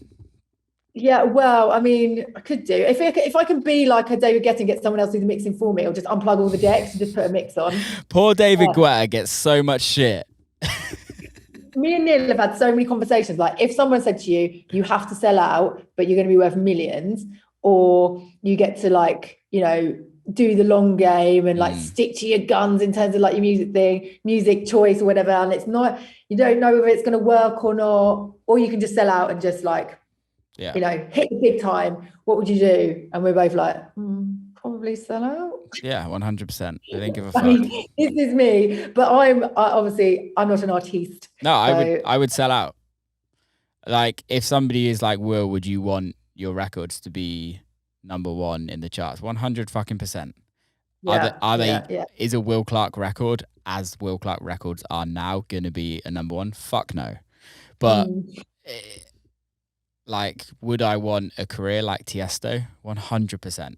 Would I want a career like Carl Cox? 100%. But Carl's done it so amazingly because he hasn't sold out. But like, would I want to release music like David Guetta? Fuck no. So it's that catch-22, isn't it? It's like, yes, I'd love the success, but would I want? You'd have to sell out. You'd have to sell your soul a little bit. But then when you went home at night to your £5 million mansion, you know, and I don't think I'd have a mansion. That's the thing. You probably wouldn't, would you? You'd probably have something really humble and like cute. I'd have like, I'd have 0 neighbors. I'd have no in the middle of the countryside. I'd have a bunch of cows, and I'd have like a little farmhouse. Yeah, let's all go and live on Will's farm. Yeah, that's the goal. But I don't know. I don't like the word sellout. No, I mean, you can't say with the sellout, you know, you say, and I think as well, there's like when people become a commercial hit, suddenly they've sold out. Yeah. But it's not their fault that everybody likes their music. In fact, wouldn't you prefer, like, I'd say one of the biggest issues with DJs, musicians, artists, whatever, is obscurity. You know, you can be the best in the whole world. You can be the most amazing DJ, the most amazing music producer, but if no one hears what you do, totally agree, then you're not really fulfilling your dream, unless your dream is just to be the bedroom DJ. Yeah. Like, is everybody loving what you do? Is that selling out, or is that actually what you're going out there to achieve? Exactly. And does it suddenly make it a sellout and pop because so many people like it? Well, if it does, fuck that. Like, you're allowed to be popular. Yeah. Like, you're totally allowed. But in our world, popular isn't cool, you know? Yeah, fuck them. Anyone that says that, it's weird because it's such a cliquey industry. Like, classic example, like, I'm happily be honest about this. Like, I'm doing a show, I won't say the club, but we're doing quite a big show in America, and we're struggling to get artists to play with me because they like still think that I'm this dirty bird act and still doing all of that. And it's like, why the fuck do you care? We're going to be playing like one of the best clubs in America. Like, let's take our egos out of this and let's just fucking have a great fucking party. Yeah. But then again, I say that and then I get asked to play somewhere where it doesn't make sense for me and it doesn't make sense for me as an artist. So I also get both sides of the story. But it's like, it goes back to what we were saying at the DJ, like when DJing is like, play like it's your fucking last set. Like play like no one knows who you are, because there's so many massive DJs that have extremely successful careers, but they just don't play. Like no one really is going to see them play music because they love the music. They're going just to say that they've been to see that person. Yeah. It's a thing to say you've done, and or you put it on your Instagram, or you've got a picture with that person, or you like. So I don't know. That's just how I look at it. And obviously everyone's allowed their opinions, but I think it's just like, I had a meeting with somebody the other day and we were kind of like all talking about stuff, and I was like, guys, it's fucking house and techno. It's not we're not the G7 summit. Let's just fucking put a party on and let's just like have fun. Like it's so true. Like, stop taking yourself so fucking seriously. Exactly. This is supposed to be entertainment. It's discos. Like, let's have some fun with it. Like, yes, I know, like, you can't just be like, it's not, take nothing seriously, but also like, it's supposed to be a laugh. It's supposed to be, and the reason we do it is because we enjoy it, not because we have to do anything. Yeah. And I think a lot of the industry has like it's always been like it, but it's like a lot of it is like ego based, whether that's the artist, whether that's the manager, whether that's the agent, whether that's the promoter. It's a lot of it is kind of just feeding into each other's egos. And I'm like, at the end of the day, what are we putting parties on? Who are we putting parties on for? We're putting parties on so people can escape reality. That's all we do it for. That's what clubbing's about, is escaping that shit 9-to-5 job that majority of the population do. And let's kind of bring it back to that. And I was hoping COVID would have like cleared that up, but it hasn't. No, unfortunately not. There's still it's definitely a popularity contest for sure. Yeah, which I get, because the popularity contest means the more popular you are, the more money you earn. And at the end of the day, I want everyone to earn as much money as they possibly can, so that it gives them the lives they want. Not that money does, but money makes life easier for everyone. For sure. I mean, obviously having loads of money can be problematic. I can't really see how it could be problematic right now, but yeah. I think that's the thing is I think if you're doing something you absolutely love, the money's just a bonus, right? And it's totally. It's not about, don't get me wrong, I would love to be a fucking multimillionaire, but the reason why I'd like to be a multimillionaire is not so I can have nice things. It's so I can make sure that my family and friends and my team around me are sorted. And like, for the first time, like since working with Ryan, my manager, it's the first time I wanted to make my manager money, and I wanted to like make my agents money and my team money. And it's like, that excites me more than anything, is to be able to have a team that is all living an amazing life through my career. Like that's what excites me. Nice. I like this, obviously, being amazing. But it's the same for me. Like, I feel there's a great sense of satisfaction with watching my DJs treat themselves and their family whichever way makes them happy, whether it's kitting out their studio, whether it's buying a nice watch, whether it's buying a house. Obviously there is a satisfaction with watching them on an amazing stage, and there's some gigs out there which are amazing and they're shit payers, and they are satisfying as well. But watching people grow and watching people have what they want in life and what they truly deserve is so satisfying. It really is. Yeah, because you've worked with GW for a while. He's like the prime example. Like, when I started booking him, he was like 250 quid and my booking fee was like £37.50. Yeah.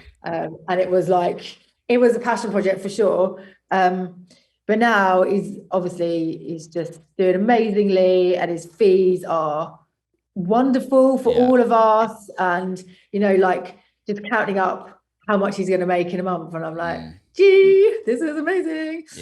But he's, you know, I've worked with him for 5 years, maybe longer, actually. When did we start working? Yeah, 5 years, actually. And, you know, it's loyalty, it's trust. Like he believes in me. Like when I moved to NG, he was the first one I told, and I was like, you have to come with me, George. I was like, if you don't want to come, then it probably will change my decision. He was like, no, I'm in, obviously, like whatever. And there was no like you know, he didn't even hesitate with like, oh, should I? And I'm not saying, you know, people can hesitate for sure, but it's just like we have a really nice, good knit team, but we have been working together for such a long time. And it's nice to watch him grow and do so well. Like it's a total pleasure, in fact. And like, I love his girlfriend, and they're about to get a dog, and I'm so excited for them. Yeah, he's amazing. I knew him before he was a DJ. Yeah, because he's an amazing graphic designer as well, and he's doing the stuff for We Are Festival. That's what I knew him as in Ibiza. In fact, no, he was a PR dude in Ibiza, handing out flyers for Pucker Up. And it's so nice to see him doing what he's doing now. It's fucking great. And it's nice to be working with you, working with him, because it's like a full circle. It's great. Yeah. I remember actually, I'd just taken him on, and I was at Studio 338, and I was on in this is a drug story, by the way. It's quite a funny one. Well, funny / embarrassing. And I had got there, and I was like really, really hungover, and I thought, I know what I'll do. I'll just do a big bump of ketamine. That would be great. That would really sort me out. And it 100% did not. And I was sitting on a bench in the back, like on my own, and I had a book on my lap because I was representing Cynthia at the time, and I bought her a book as a Christmas present, and I was going to egg afterwards, and I couldn't speak, I couldn't see anything, and George kept coming up to me like, you're going to be my agent. And I was just like, oh God, this is so awful. And I probably was even dribbling, and he was, bless him, he was like an excited little puppy, and I was just like, just please fuck off. Like, so awful. And he was like, oh yeah. And then when I interviewed him for the 6-0 experiment, he was like, oh shit, yeah, I remember this. I was like, George, I was so embarrassed, like so embarrassed. But still, that didn't stop me for a long time. No. Still cracked on. No. That's amazing. Will I have some beard questions for you? Okay, hit me with them. All right. How long have you been growing your beard? I've had it for 7 years. 7 years. I would like to see a picture of you without the beard. I need to see it. I probably can Google, but I've never. I'll find one and send it to you. It's pretty bad. I look like a 15-year-old gay porn star. It's pretty fucking awful. I mean, this sounds great. Can you shave it all off and we go to Berghain together, and you can dress in a harness? And like, I would literally get destroyed. No, I think they'd prefer the beard, to be fair. Like, actually, they probably would, but you would actually get destroyed in there. Yeah. Like you would actually, I would lose you immediately, and you'd come back and be like, well, that was new. That was an interesting experience. Yeah. And do you oil the beard? Yes, I oiled it this morning after my workout. And what brand of oil do you use? Today was Apothecary 87. Oh, nice. I've never heard of this. Yeah, and sometimes I use Le Labo oil, but that's about it. And you trim it, or do you get someone to trim it for you? I get somebody to trim it, but it's really hard to get a good barbers in America. They're pretty much all shit, apart from like the black barbers or the like Hispanic barbers. So I usually just grow it out, so it looks really shit for a long time until I get back to the UK. But yeah. And will you ever shave it off? No. Well, I don't. And what prompted you to get it in the beginning? Just because you didn't want to look so my parents own a charity. They own a charity for mental health. And I was doing it to raise money. And then during that year, I was like a year, and I'll shave it off after a year. And during that year, my career kind of took off, and all my press shots were with beards. And I was like, this is kind of my thing. Yeah. Your identity now, it's part of you. Yeah. So I just stuck with it. I definitely think, like, if I said, oh, I represent Will Clarke, they were like, who is he? And I was like, oh, the guy with the beard. They'll be like, oh yeah, I know who that is. Yeah. And that's quite a nice thing to do, to be like, even if they don't know you by sound or by sight, they know that you've got the beard. Yeah, it sounds crazy, but it's one of the reasons why I think my career is why people The know beard, who I the am. lucky beard.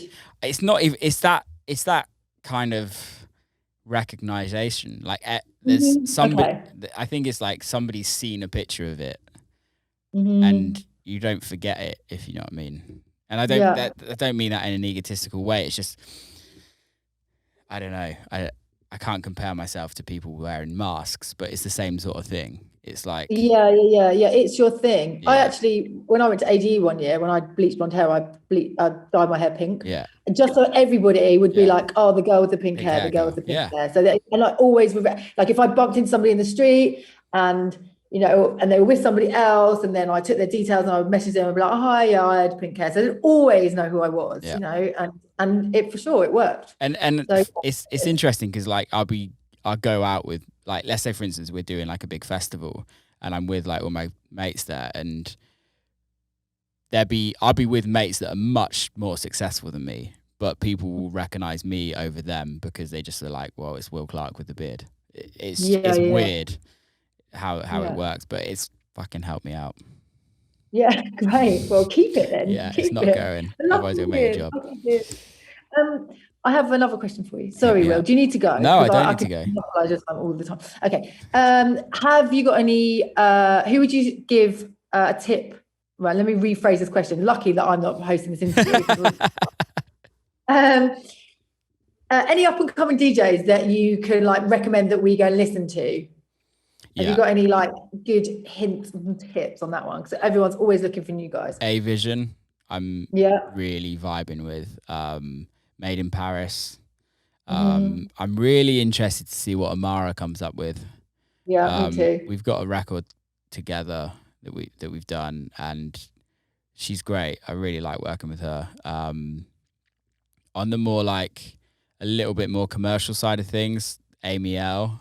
I'm really Mhm. interested to see what she's doing in especially in the UK. I think she could be doing some really interesting stuff. Yeah, quite I a few. I really like what Dance and Pika are doing on their label on Needed Mhm. Pains, The Basque, High Brazel. That everything's just fucking great on that label. Yeah. Um, but also I'm really bad because I've literally took a year of not listening to any house music. And Who are well, I've you? just been making it, so I'm like, I don't want to listen to it. Um, Yeah. I didn't buy music until the week before my show, and that was the first Oh, time really? that was the first time I bought house music. And did you like trawl back through everything that had been released, or did you just go through what was potentially recently promos and stuff? So I do my Spotify playlist every week. So Oh yeah. I kept there's an old Will Clarke's Spotify playlist. So I put everything in there each week. So I Mhm. went through that and kind of Guest appearance. got some. Oh my God. Hey little man, or little, who is that? This is Rufus. Ruthless Hi, Rufus. legend. Grumpy Yeah. What cat. about you? Who you trying to be an agent for? Oh no, no one actually. I'm not on the pickup for anybody right now. I am fully stocked. I'm happy with my guys who I really definitely can't take on anyone else. And we Mm, do get asked quite a lot, and Will sends around people that might be of interest. And it would really have to, sorry, I've got cat hair in my mouth. that's all right. Someone would really, really have to like float my boat for me Yeah. to be interested, or be making me a shit ton of money, Yeah. one or No, the I get other, that. because it would take time out of everything else, Yeah. And right now, like, time is precious, and yeah, there's only so much you can do in a day, Mm, and I'd rather give myself to everybody that I've got. And that's often the answer when people ask, like, have you got any room, or you're interested? And it's often like, it would be unfair to the people on my roster yeah. to take on anyone else, or it would be unfair to the person that I'm taking on, Totally. because I don't really have the time to offer you what you need, Yeah. especially when it comes to smaller guys, which is a shame. But we do have an emerging talent roster at NG, which is great, and it's headed up by Andre, and it's people who are coming up through the ranks who need that like really good hustle out there, and who don't necessarily have a name for themselves at all, but are amazing. Yeah, it's tough. It's especially nowadays. It's a Well, Yes, everything's changed now for everything's sure. changed, and also everyone is a DJ or a producer, and it's like, well, You can move to Berlin, Will. Everyone is literally, a yeah, DJ. Like everybody. yeah. There's nobody that isn't. Since I moved to Berlin, I started DJing. Like that's the influence it has. Mm. Badly, I would say, but but everybody is. Everybody you meet, and maybe that's just the people I hang around with. But it is. No, it is. It is. But yeah, you're probably right because it's the industry that you're in, so you attract those types of people. But it is. That is how it is. It's like you'll meet people that go to the raves and then 6 months later they're DJing and producing.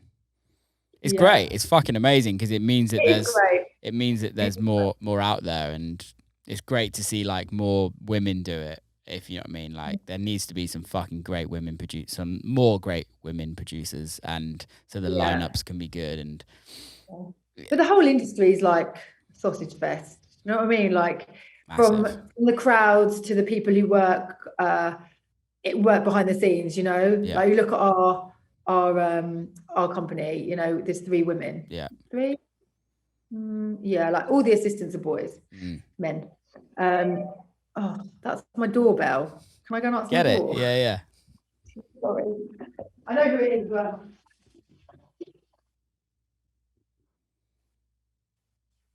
Hi.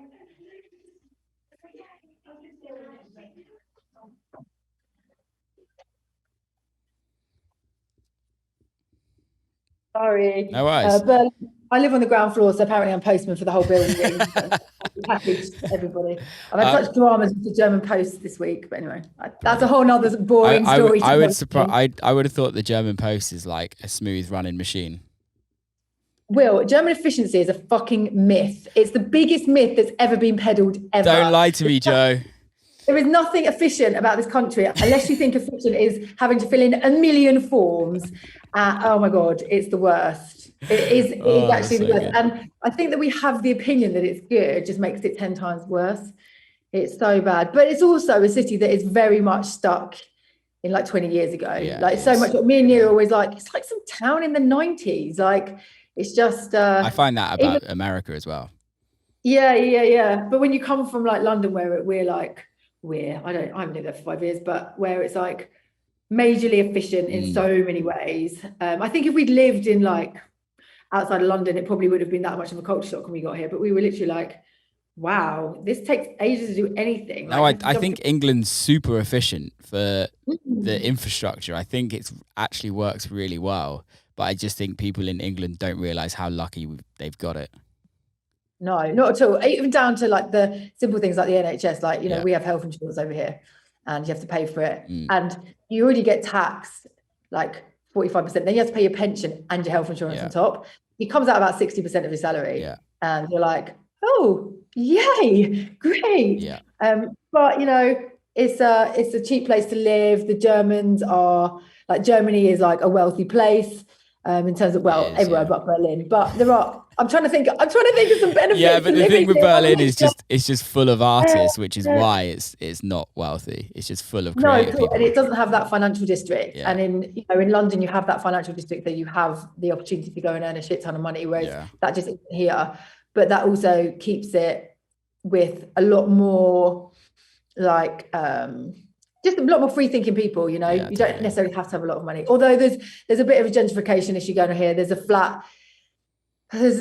housing issue, flat issues with there's not enough, and then they're putting the prices up, and everyone's like, "This is outrageous." You're like, you live in a capital city, and Berlin is the only capital city in Europe that if you took it out of the country would become richer. Every other capital city, like if you took London out of the UK, the whole country would get poorer. But Berlin probably won't recover from what happened with the wall for another 100 years. No, I totally agree. It's mental. It's a crazy. A lot of shit's happened in Germany. I mean, the German history. Like obviously, since we've been here, I didn't even realise when somebody spoke to me about the wall. I just thought it was a wall that ran across. But actually, no, it went round, obviously, because it kept people in. And I was like, I just don't understand. I thought, why don't people just get to the end of it and go round the other side? And no, that's not how it works. And then, like, moving here, obviously, watching the documentaries and, like, visiting all the monuments and stuff. And you just think, like, fuck, man, like, these people have been through so much. It was only, like, 40 years ago.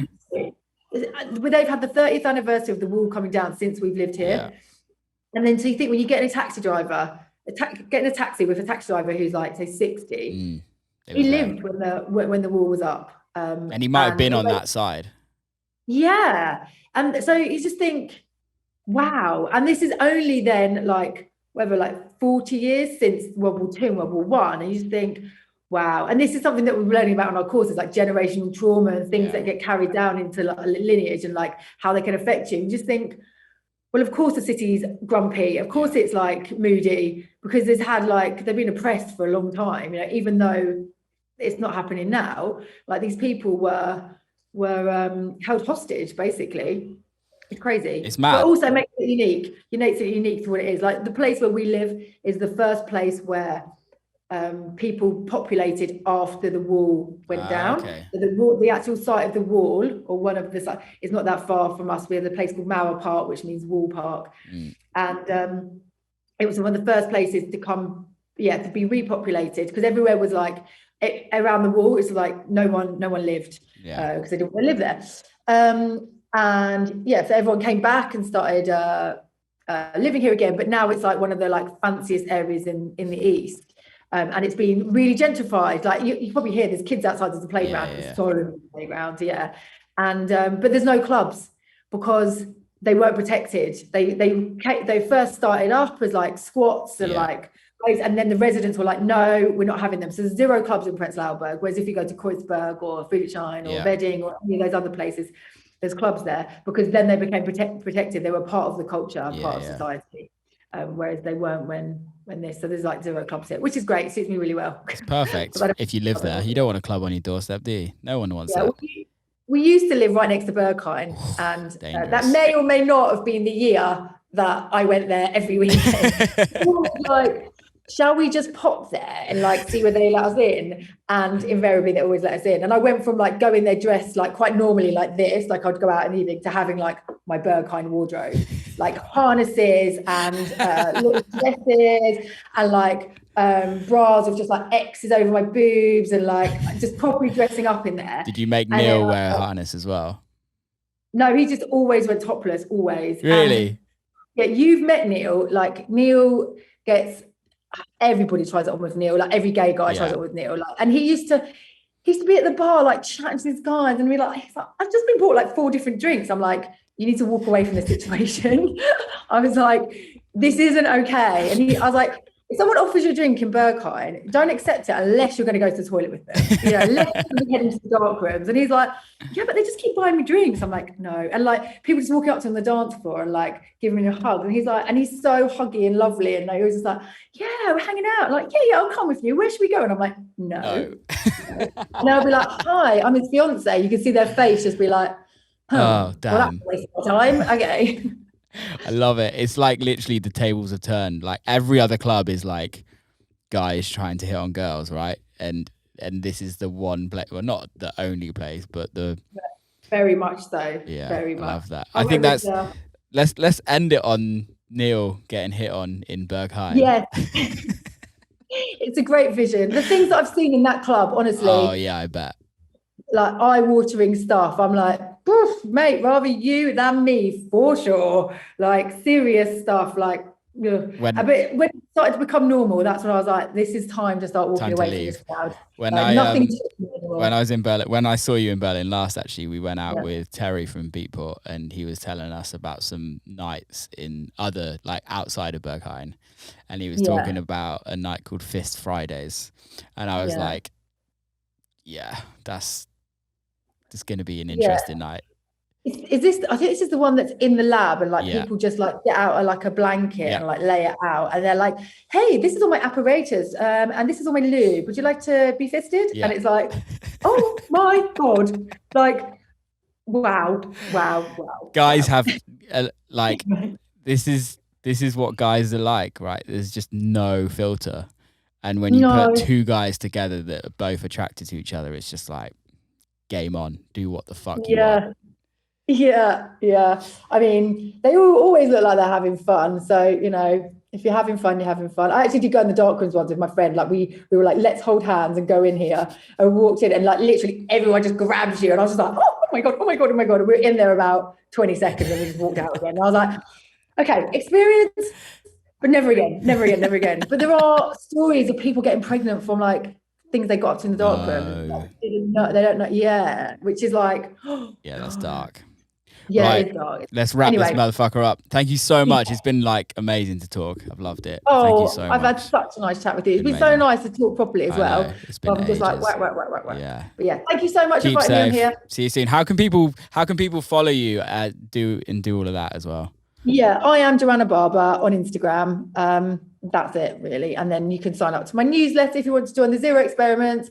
Or you can just follow me for all my sober chat. I mean, it's wonderful. It's very inspiring, though. I promise. It is. Jo, keep safe. Thank you so much. Yeah, love you, mate. Bye. Thank you. Bye. And it is a wrap.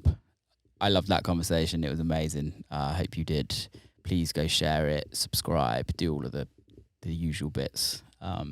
Keep safe. Have a great week. See you next time.